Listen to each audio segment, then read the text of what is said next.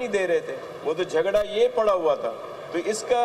کوئی جواب نہیں ملتا کہ ان کے جانے کے بعد یہ سب کچھ جو ہے وہ کیوں ہوا. اور جو آپ کی بات ہے کہ جو باہر بیٹھ کر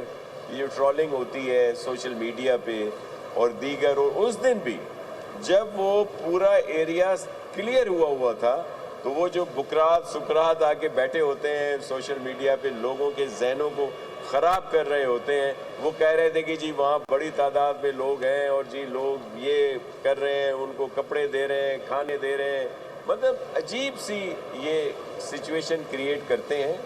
ہمارے ملک میں اس وقت ترقی کی طرف جا رہا ہے. آپ نے دیکھا کہ بہت بڑے ایونٹس یہاں پہ ہوئے, دیگر ممالک کے سربراہ یہاں پہ آئے اور بڑی ڈگنیٹریز آئیں. بہت ہمارے یہاں پہ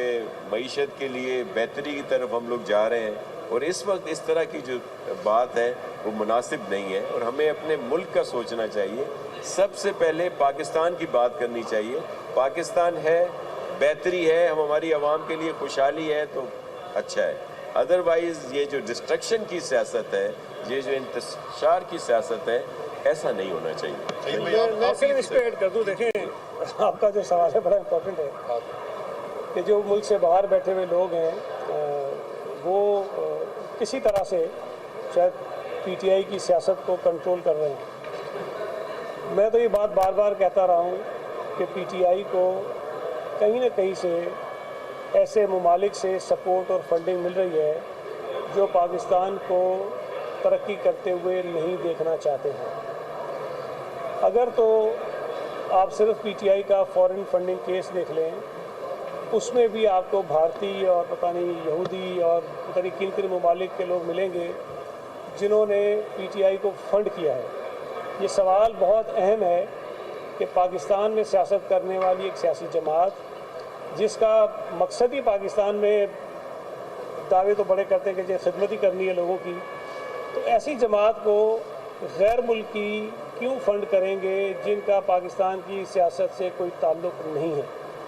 یہ بات اس وقت بھی بہت اہم تھی. مجھے نہیں پتا اس وقت کیوں اس مسئلے کو اتنا سادہ لے لیا گیا. یہ بڑی خطرناک بات ہے کہ ایک سیاسی جماعت جو قانونی طور پر کسی غیر ملکی سے امداد نہیں لے سکتی لیکن پی ٹی آئی امداد لیتی رہی اور ثابت ہوا, اس کا ریکارڈ موجود ہے. تو آج اگر پی ٹی آئی اس ملک میں انتشار پیدا کرنا چاہتی ہے تو اگر آپ اس بات کو لنک کریں کہ وہ قوتیں جو اس وقت پی ٹی آئی کو پیسے دے رہی تھیں کہ اپنے آپ کو مضبوط کریں, مستحکم کریں, تو یقیناً آج وہ پی ٹی آئی کو پیسے بھی دے رہے ہوں گے اور قسم کی امداد بھی شاید ان کو فراہم کر رہے ہوں گے کہ وہ اس ملک میں انتشار پیدا کریں, عدم استحکام پیدا کریں, معیشت کو نقصان پہنچائیں تاکہ پاکستان کے جو حالات بہتر ہو رہے ہیں وہ کسی طرح سے ان کے اندر بریک لگے, رکاوٹ آ سکے. تو یہ جو کچھ مہرے آپ کو نظر آتے ہیں سوشل میڈیا پہ کہ نون یہاں پہ کوئی وزیر رہے, کوئی یہاں سے بھاگ گئے ہیں, چلے گئے ہیں, آپ کو دیکھنا یہ چاہیے کہ ان کے پیچھے کون ہیں, وہ کون سی طاقتیں ہیں جو امریکہ کی کانگریس کو اتنا انفلوئنس کرتے ہیں کہ وہ عمران خان کے لیے جو ہے وہ جا کے اتنی بڑی بڑی خطوط لکھتے ہیں, جا کے قراردادیں جمع کراتے ہیں. فلسطین میں جو ظلم ہو رہا ہے اس پر اتنی بڑی قراردادیں نہیں آتی ہیں, کشمیر میں جو ظلم ہو رہا ہے اس پر نہیں آتی ہیں, اور ممالک میں انسانی حقوق کی خلاف ورزیاں ہوتی ہیں وہاں نہیں آتے ہیں. یہاں ایک آدمی اگر جیل میں پڑا ہے اور جیل میں بھی عیاشیاں کر رہا ہے, ایکسرسائز بھی کر رہا ہے, تو پتہ نہیں دیسی مرغے بھی کھا رہا ہے, تو دیسی گھی کے سالن بھی کھا رہا ہے, ہر چیز وہ کھا رہا ہے جو جس کی اس کو خواہش ہے, اس شخص کے لیے پتہ نہیں کتنے درجنوں جو ہیں امریکی کانگریس مین جو خطوط لکھ دیتے ہیں اپنی حکومت کو کہ اس کا ظلم ہو رہا ہے, لیکن وہی کانگریس مین جو ہے وہ آنکھیں بند کر کے سو رہے ہیں جب فلسطین کی بات آتی ہے, اسرائیل کے ظلم کی بات آتی ہے. تو یہ باتیں غور سے سمجھنے کی اور دیکھنے کی ضرورت ہے کہ کہیں نہ کہیں سے ایسی طاقتیں, ایسی قوتیں ضرور ہیں جو عمران خان کے ذریعے, پی ٹی آئی کے ذریعے اس ملک کے اندر عدم استحکام پیدا کرنا چاہتے ہیں. شکریہ. ابھی ایکسپو پہ ہی فوکس کریں. چلیں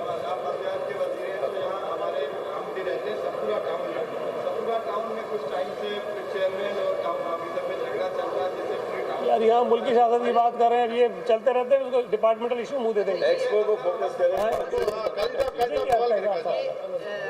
شاہ صاحب آپ نے بھی کہا نا کہ بیرونی طاقتیں سپورٹ کر رہی ہیں, تو بیرونی طاقتیں جب سپورٹ کری تو ہماری ملک کی جو اسٹیبلشمنٹ ہے وہ اتنی کیا سوئی بھی ہے یا غافل ہے, جو اس کو پہلے بھی نہیں پتا اور اب بھی پتہ چل گیا, تو اس کے خلاف فل اینڈ فائنل ایکشن کیوں نہیں ہو رہا. دوسری بات سر کہ یہ تمام معاملات میں نے پہلے بھی آپ کو گزرنا شاہ صاحب بھی بہتر سمجھتے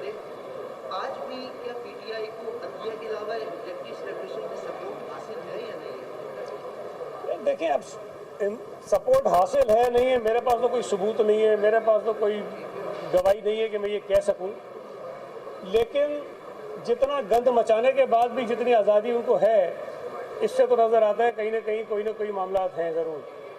جو کچھ انہوں نے اس ملک کے ساتھ کیا، یہ جو 9 مئی ہے، صرف ایک 9 مئی تھوڑی ہے بھائی، اس سے پہلے بھی ہوئے ہیں، اس کے بعد بھی ہوئے ہیں، مستقل وہ جب پرامن احتجاج کی بات کرتے ہیں، اپنے آئینی حق کی بات کرتے ہیں، جب سڑک پہ نکلتے ہیں گندی مچاتے ہیں۔